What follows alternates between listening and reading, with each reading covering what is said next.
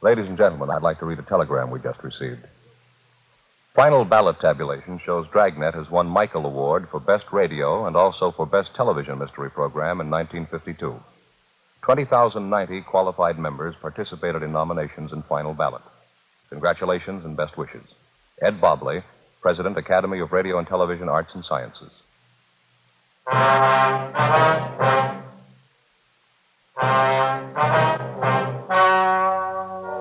The story you are about to hear is true. The names have been changed to protect the innocent. Fatima Cigarettes, best of all king-size cigarettes, brings you Dragnet on both radio and television.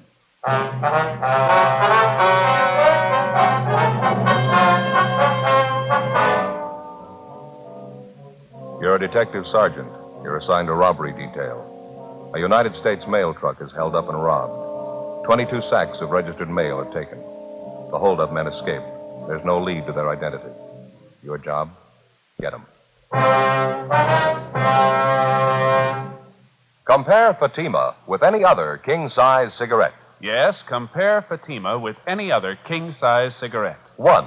Fatima's length filters the smoke 85 millimeters for your protection. 2. Fatima's length cools the smoke for your protection. 3. Fatima's length gives you those extra puffs, 21% longer than standard cigarette size. Fatima gives you more for your money. And in king-size Fatima, you get an extra mild and soothing smoke, plus the added protection of Fatima quality. Buy Fatima in the bright, sunny yellow pack. Best of all, king-size cigarettes.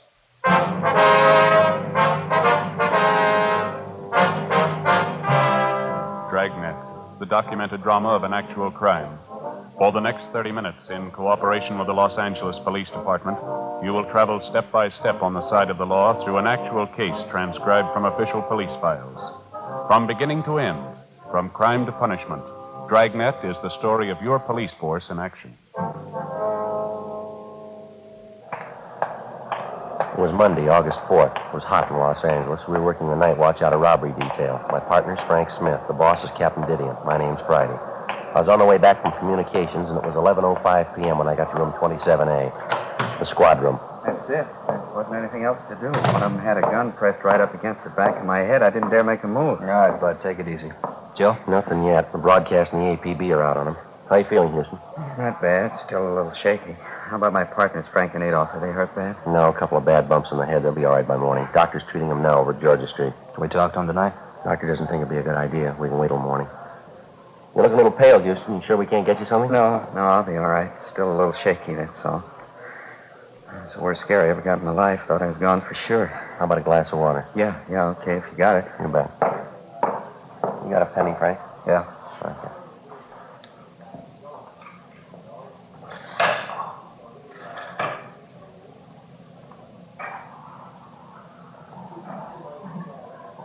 Just talking about the getaway car when you came in, Joe. Yeah.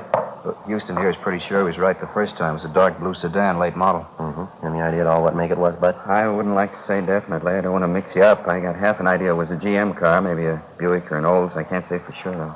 Well, here's your water. Oh. You didn't get a look at the license, huh? You're sure of that, are you? No, I didn't see it at all. The whole thing went too fast for me. I appreciate this. I got it. Robbery, Smith. Yes, sir. Oh, yeah, Inspector. Uh-huh. Yeah, I see. Yeah, we'll be here for a while. Yeah, 27A. Right, thank you. Goodbye. You got it. Post Inspector Joe. He's on his way over now. That's fine. Hey, Bud, when you started your run with that mail truck tonight, you have any inkling at all that there was something wrong? I don't think I get you, Sergeant. What do you mean? Well, I mean, did you happen to notice anyone suspicious hanging around the post office out by the loading platform, maybe? No, buddy.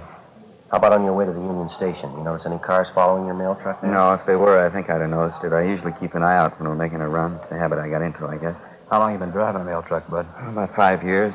I've only been handling the registered mail the last couple of months, so.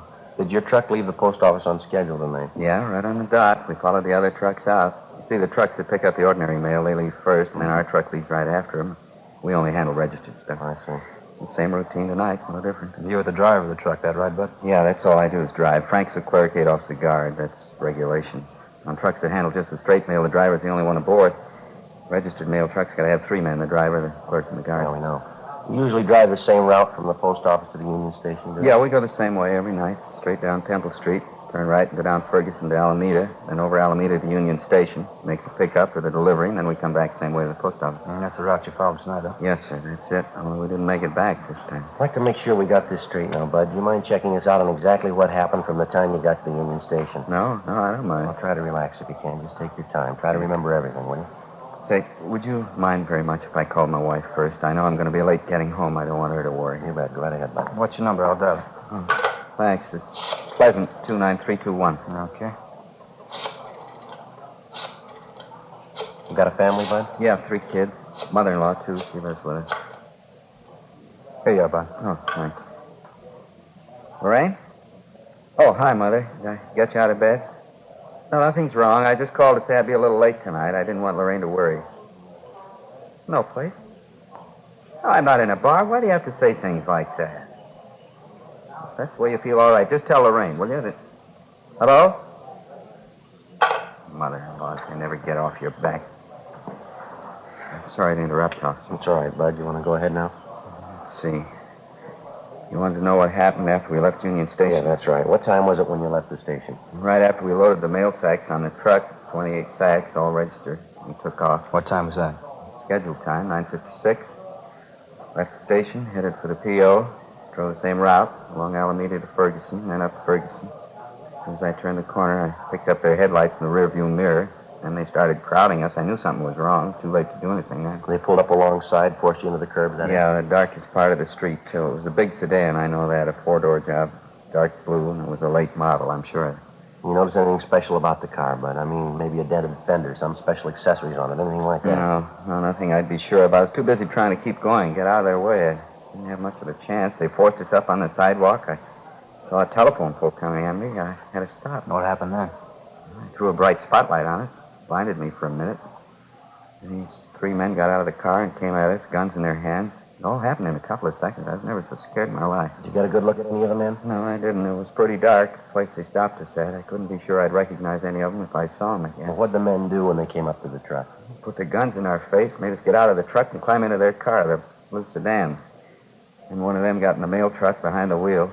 His name was Sid. I heard that. One of the men said, "Follow us in the truck, Sid. You know where to go." That's what he said. And you happen to hear any other names? No, that was the only one. And Sid seemed to be the boss. He was giving the orders anyway. They put you and your 2 partners in the back seat of their car? Yeah, and the 2 thieves were in the front seat. One drove and the other held a gun on us. He kept the lower part of his face covered with a handkerchief. You could see the mail truck following a little ways behind us. Mm-hmm. They drove you straight down Alameda, is that right? Yes, sir. Like I told you before, I think it was about a mile and a half. And they turned off right into that alley by the warehouse, same place you found us. Uh-huh. I figured that was the end. They got us out of the car, Frank and me and Adolph. Made us line up against a brick wall there, hands up in the air, facing the wall, and then they opened up the back of the truck and transferred the mail sacks to their car. Well, any conversation while all this was going on? Not too much, no. You see, one of them, I think that was Sid. He covered us with a gun, a shotgun. The other 2 moved the mail sacks from the truck to the car, and every once in a while the Sid would tell them, "Come on faster, we're short on time." I think that's what he said. Well, why'd they slug your 2 partners, this Frank and Adolph? Any reason for I that? was coming to that. You see, when they got all the mail sacks in their car and they were ready to pull out, the other 2 guys came over to Sid, and one of them said, "What are we waiting for? Let's kill him and get out of here." Yeah? Well, right away, our clerk, Frank, he began pleading with him not to kill us. I guess Frank was thinking of his wife and his little kid. Mm-hmm. How'd the thieves react? Well, they slugged him, cracked him with a gun, and hit him a couple of times. Frank went down. He started crying. Just a young kid, you know. Yeah, we know. Well, this other guy told Sid again. He said, "Come on, let's kill him. Let's get out of here." He's the one who had something wrong with his voice. It was real husky, you know, like he had a cold. Uh-huh. Go ahead.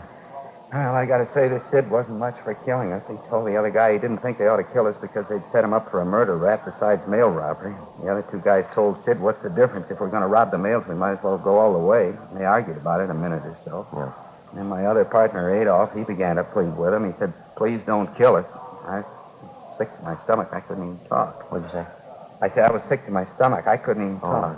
Was that when they slugged Adolph? Yeah, this Sid slugged him. He hit him worse than he did Frank. He kept beating him and beating him. I still hear it. I just got sick. Well, make a long story short, this Sid finally said, "We'll give him a gambler's chance. We'll toss for it." Huh? That's just what he said. He said, "We'll toss for it." And he says, "Hey, you." And he motioned to me. He said, "I'm going to toss a coin. You call it. If you lose, we kill the 3 of you. If you win, we don't." Uh-huh. So help me, it's the truth. I didn't know what to do. I tried to talk them out of it. Yeah. They wouldn't listen. The Sid told me either I called it or they'd kill us then. Took a coin out of his pocket and flipped it in the air. I called heads. Guess I don't have to tell you. I won. Something new for the book. How'd it go after that, Bud? Tied up the three of us and drove off in their car. About 15 minutes later, that night watchman found us and called you fellas. You know the rest. And you're sure you wouldn't be able to identify any of the hold-up men if you saw them again? No. You're real sure? No, their general build, that's the only thing I'm sure of. This fellow Sid was tall on the thin side, about 45, 50 years old. The other two were fairly short, stocky.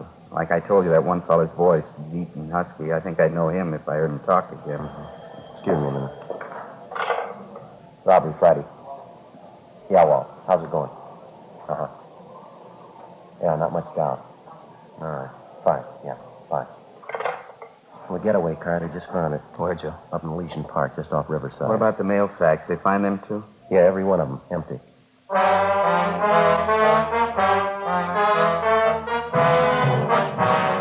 According to the report we've received, the getaway car was found parked in a clump of shrubbery on the edge of Elysian Park, about half a mile from Riverside Drive. All of the 28 registered mail sacks were found scattered in and around the car, and with the exception of a few pieces of mail, the sacks were empty. A crew from the crime lab was dispatched immediately to the scene to check the car and the mail sacks for fingerprints and to cover the entire area for physical evidence. The mail truck was also gone over for prints at the point where it had been located. The officers at the scene, Sergeants Bitteroff and Gonzalez, continued the investigation on their end. 11:50 p.m. After the inspector from the post office department arrived, we continued our interview with Bud Houston, one of the three victims of the mail truck robbery. We ended the interview a few minutes after midnight, and Houston was driven to his home. The following morning, along with the postal inspector, Frank Smith and I talked to the other two victims, the clerk and the guard who were with Houston at the time of the holdup. They could add nothing to what their partner had already told us. The investigation went on. Every possible angle was checked and rechecked. 3 days passed. Nothing. Thursday, August 7th, 5:40 p.m. Hi, Joe. How'd you make out? Oh, it's sour. Nothing at all. The guy wasn't even in town the night of the holdup, and he can prove it. You have any luck? No better than yours. I might just as well have taken the day off for all the good we did. Nothing from the stats office, huh? No. Last one we asked for won't be ready till tomorrow. It's getting a little embarrassing, Joe. We got them checking practically every robbery card they've got. M.O., description, only a few of them come close. We've already ruled them out as possible. The one you just checked on, that was the last. About does it. Might as well close up shop for the day, huh? You ready? Yeah, let's go. All right. I'll sign us out. All right.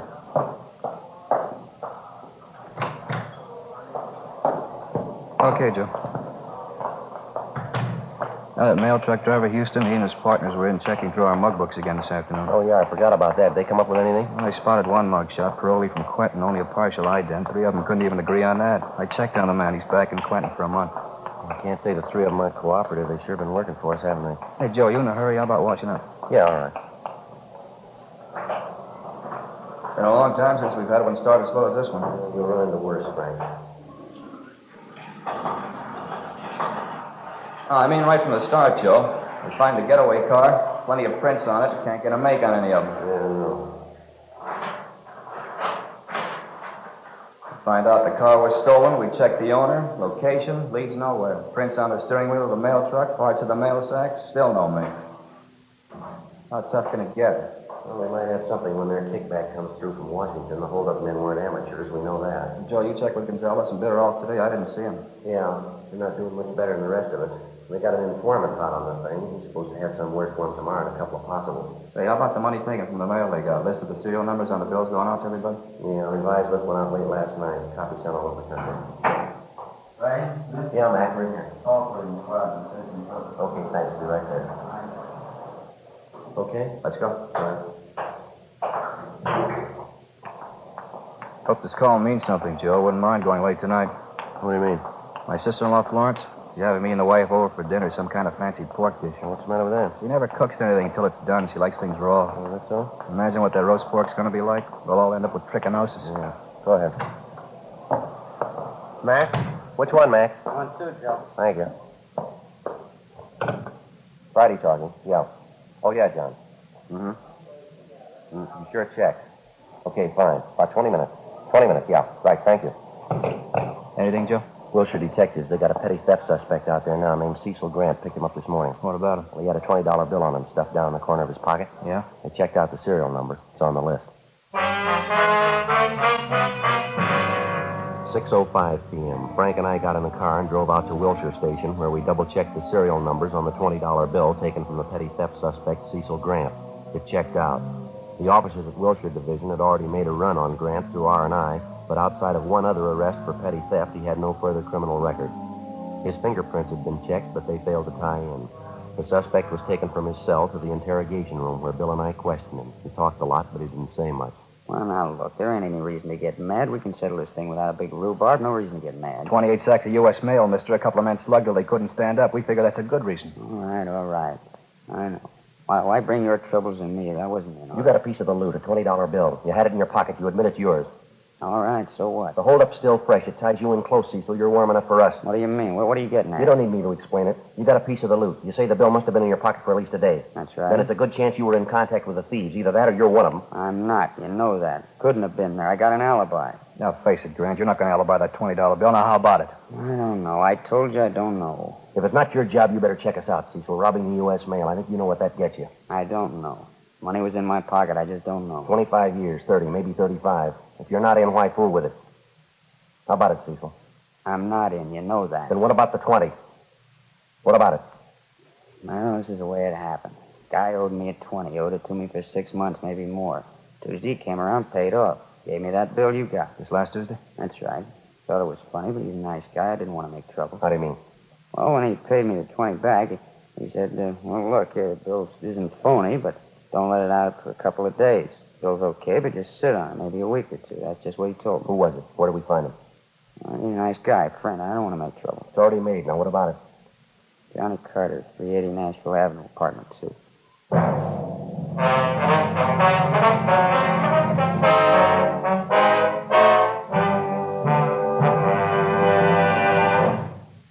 You are listening to Dragnet, authentic stories of your police force in action.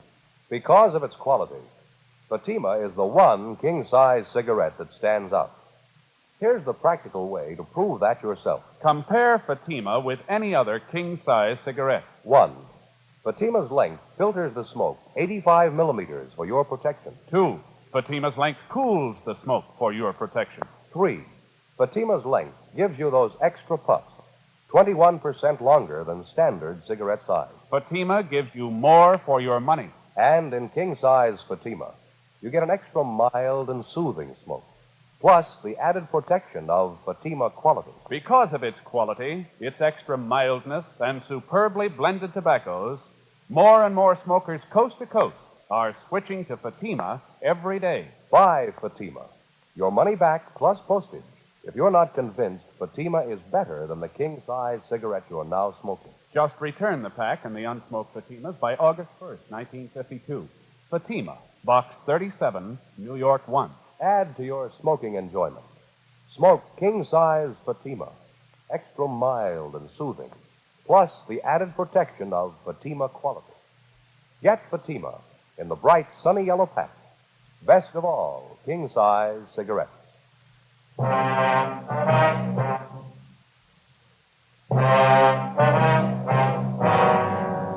August 7th, Thursday, 6:55 p.m. We called R&I, but they had no make on the name John Carter. My partner, Frank Smith, and I left Wilshire Division and headed out to check on the address given us by the theft suspect, Cecil Grant. The 300 block on Nashville Avenue was in West Hollywood, just below Melrose. Number 380 was an aging two-story apartment house. The architecture was old Spanish, a relic of the mid-20s. The name John Carter appeared on one of the mailboxes, but when we rang, there was no answer.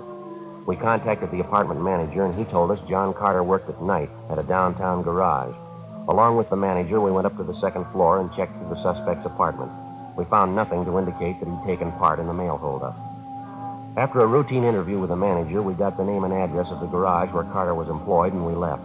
8:23 p.m. We pulled up and parked half a block away from Carter's place of employment, an all-night service garage on South Figueroa. Frank waited in the car, and I headed up the block alone toward the garage. In the event Carter was one of the mail truck holdup men, there was a possibility his two Confederates might be employed at the same place he was. If this was the case, we didn't want to tip him off.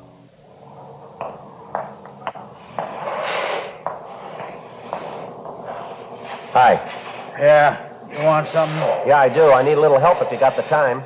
I don't know. I'm busy right now. What's the matter? I got my car stalled down the street there. I can't figure out what's wrong. The lousy thing just stopped on me. All right. Check the gas tank. Yeah, nothing as simple as that. I got almost a full tank. Well, I hate to bother you. You think you could come down and take a look at it? It's not far, just a half a block down the street. I'm pretty busy. You can see that. I don't know. Sure appreciate it if you give it a look. I'm not much of a mechanic myself. Probably something real small. My car's almost new. I don't know. Just a minute. All right, that's going to have to do. It's 2.5 service charge. I have to leave the garage. I guess you know that. Okay, that's all right with me. I got to get that car started. You pay in advance. We've had too many hassles on this before. Okay. There you go. Yeah, okay. Just down the street, you said? Yeah, down this way. Okay. I don't know what happened to the lousy thing. It just quit on me. Nice night. What'd you do, pound on a gas pedal, flood the carburetor? No, I don't think so. I kept trying the starter when the thing quit on me. There's an automatic choke on the car, though. Maybe that had flooded. I don't know. A half a block now. Which one's your car? Straight ahead there, the gray sedan. Oh, yeah. This one right here. Okay, get the hood open. Well, never mind that, mister. Just get in the car. All right, Frank. Oh, what's this? Police officers, his identification. Get in the car. What's the matter? What is this? Come on, in the car. Hey, what's the pitch? What's it all about? Your name, John Carter, address 380 Nashville Avenue. I don't know what you're talking Is about. that your name and address? All right, it is. What about it? Get him behind you. Help him, Frank. Yeah. All right, that's good. What are you trying to pull? What's this about? U.S. mail robbery, Carter. I want to talk to you downtown. I don't know anything about any mail robbery. What are you talking about? Nothing to worry over. If you're cleared, you'll be back on the job in an hour. Well, why pick me? I work at garage. It's my bread and butter. Why don't you go ahead and arrest the newsboy down corner? Same thing. No, there's a big difference. Yeah, you name it. A $20 bill. 9:05 p.m. After checking with the garage manager to make sure none of his employees were possible accomplices of Carter's, we drove the suspect back to the city hall, took him to the interrogation room, and started to question him. In the space of an hour and a half, he gave us 3 alibis, supposedly accounting for his whereabouts the night of the mail truck robbery. In the same period of time, we checked out each of the 3 alibis by phone calls. Every one of them was alive. The questioning went on. 11:30, midnight, 12:30 a.m. We sent out for coffee. 1 a.m., 1:30. We stayed on it. 2 o'clock, 2:30, 3 a.m. It was like any other interrogation. It's a lot tougher to keep asking the questions than to answer them. We were as tired as the suspect, but he had one big advantage. We had to keep pressing, and we couldn't afford to show our fatigue. All he had to do was to say no and refuse to answer the questions. At a few minutes before 5 a.m., we called a halt to the interrogation, but not before we gained a point. Apparently, by a slip of the tongue, Carter gave us the name of the girl he was keeping company with and also her place of employment. After we booked Carter on suspicion of 211 PC and after we picked up 2 hours' sleep, we located the girlfriend, a Grace Nelson, at her place of employment, a telegraph office at Alpine and South Flower. All I know is I met John about 3 months ago. His family's from Cedar Rapids, same as mine. There's nothing wrong with John I know of. You know any of his friends, Miss Nelson, any good people he has dealings with? Not personally, I don't. Heard him talk about some, though. Why, what's the matter? Do you remember any of the names, Miss Nelson? Let's see.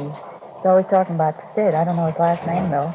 Don't know where you'd find him. And then there's Sammy. I don't remember his last name either. Met Sammy once, but I don't know where he stays. You notice anything unusual about Mr. Carter the last week or so, ma'am? I mean, anything peculiar, anything out of the ordinary? Anything peculiar?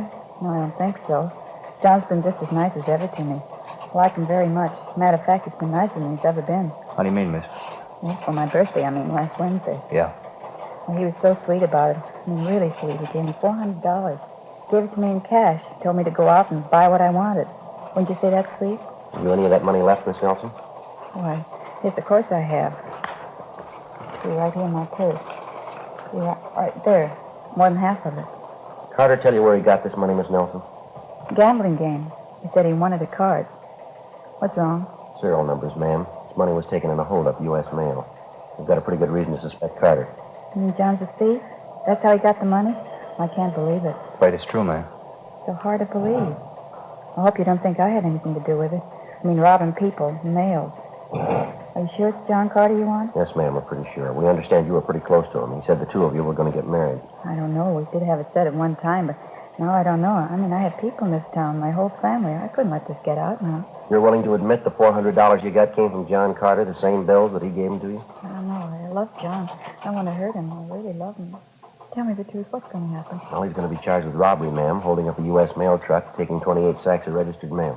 John? John Carter? That's right, him and 2 others. I'd like to ask you one more question, miss. Do you have any idea what Carter was up to? The robbery, I mean? Me? Of course not. No idea at all. I loved John. I loved him for what I thought he was. Go through anything for him. I love him. Just wouldn't make any sense, though, would it? Ma'am? Going to jail for him. Just common sense. You can't love anybody that much. That afternoon, we had the suspect, John Carter, brought from his cell to the interrogation room where he was confronted with the testimony of both Cecil Grant and Grace Nelson, 2 of the people he'd given some of the stolen money to. Another hour of interrogation and Carter broke. He admitted taking part in the holdup and gave us the name of his partner. He named as the leader and mastermind of the robbery a Sidney Grover at an address in Highland Park. Frank and I checked it out. Yeah. Police officers, you Sidney Grover? Yeah. I'm not feeling so well. Can't you come back later? Not feeling well at all. It's kind of important, Grover. Like to talk to you downtown? Come back later, huh? A little later on. I got so many troubles right now. Please. I'd like to talk to you about a holdup, Grover, a mail truck. We got the 2 men who worked it for you. They gave us the whole story. 2 men? What do you mean? Can't you see I got troubles? Please don't bother me. Come back later, huh? Bad trouble. You better get your coat, Grover. Got to talk to you downtown. Look, don't you understand? My son's left me. My only boy. Packed his bag. He walked out. He left me. Afraid that's your problem, mister. He said he didn't want any part of me. He had an argument. He didn't like what I was doing. Big argument. He slapped my face, my own boy, and he walked out. Slapped my face. All right, you want to get your coat? Yeah, okay. Mail job, is that it? Got the other 2? Yeah, we got them. All right, no argument. I didn't try to run away. I guess you can see that. My boy said it was a crook. We argued. He slapped me, walked out. How come, Sergeant? I wouldn't know. Let's go, Grover. A sour story, huh?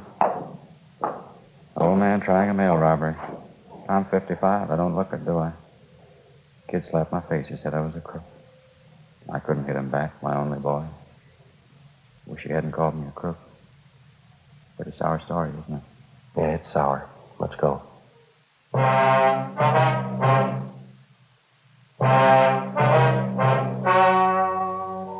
story you have just heard was true. The names were changed to protect the innocent. On November 29th, trial was held in Superior Court, City and County of Los Angeles, State of California. In a moment, the results of that trial.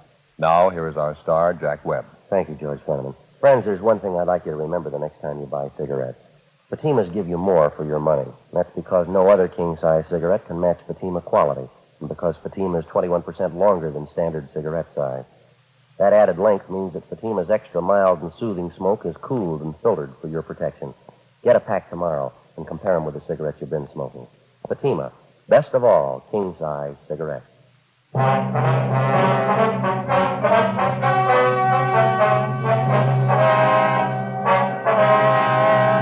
Sidney Allen Grover, along with his 2 accomplices, John Harold Carter and Samuel Maxwell Johnson, were tried and convicted of robbery in the first degree, 1 count, and assault with a deadly weapon, 1 count.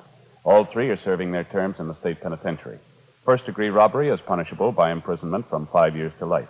Assault with a deadly weapon is punishable by imprisonment for not less than 1, nor more than 10 years.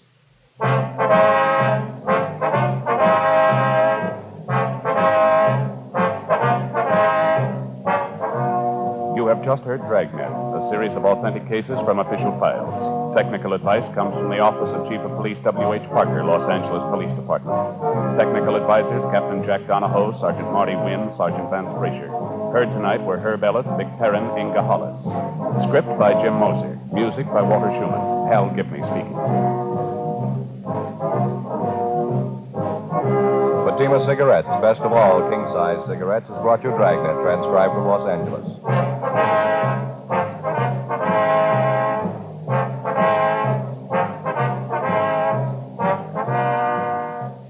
Now, it's Counter Spy on NBC.